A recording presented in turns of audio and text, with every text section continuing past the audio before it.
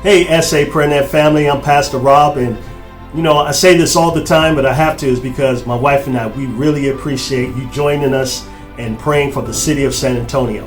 And the reason why I wanted to talk with you today and I'm sharing this video is because God shared something with me that I think that is very important for us to understand. And it's something that I did not see before, but when God hit me with it, I just knew that I had to share this with you. And I simply call it policy warfare. Now, what does that mean? Policy warfare is a tactic that I found that the devil uses against the people of God. And because we're so unaware of it, we many times suffer because of it. Now, policy warfare is throughout the Bible. Do you realize that Moses' life was in danger because of policy warfare? Also, even the life of Jesus Christ when he was a child, it was because of policy warfare. It's when the king put a policy in place to kill the children 2 years old and under.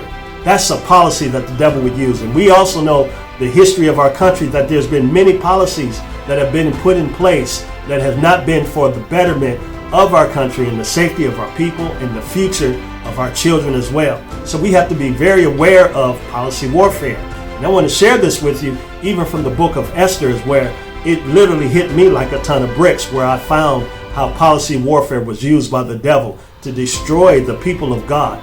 And what happened is, we know the story is that Mordecai was a man of God, and then you also had Haman, who despised the children of Israel. And so because Mordecai would not bow down to him, he got angry. He went before the king and he asked the king if he could put a policy in place to be able to destroy the children of Israel. And because the king was not totally aware of the motive of Haman, he allowed him to put this policy in place. But luckily, Mordecai was there to hear about the policy, and he let Queen Esther know. And Queen Esther, because she had favor with the king, she was able to go to the king and to expose this scheme. And not only did she expose it, but she stopped the scheme dead in its tracks. And instead of the children of Israel being destroyed, Haman was hung on the gallows that he had made for the purpose of destroying the children of Israel. But I want to tell you, before Esther went, and this is the part where we play, before Esther went before the king, she had the children of Israel praying. And they were praying and they were fasting. And this is the part that we play. We have to continue to fast and pray. So in this, I want to give us our prayer targets. Our prayer targets is this, and this is what we need to understand. First off, we need to position ourselves to be aware of the policies that are put in place. Also, we need to be praying for the policies that benefit us and praying against the policies that are against us.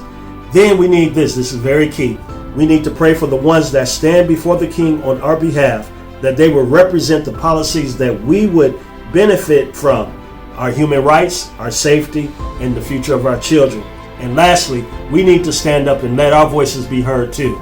Many times we're in the back room, we're praying, but sometimes God may call you to the forefront and say, I need your voice to be heard, and we need to be ready for that call too. So God bless you. I hope this blessed you. I hope this was enlightening. And again, my wife and I, we love you and appreciate you. And not only do we pray with you, we pray for you. God bless.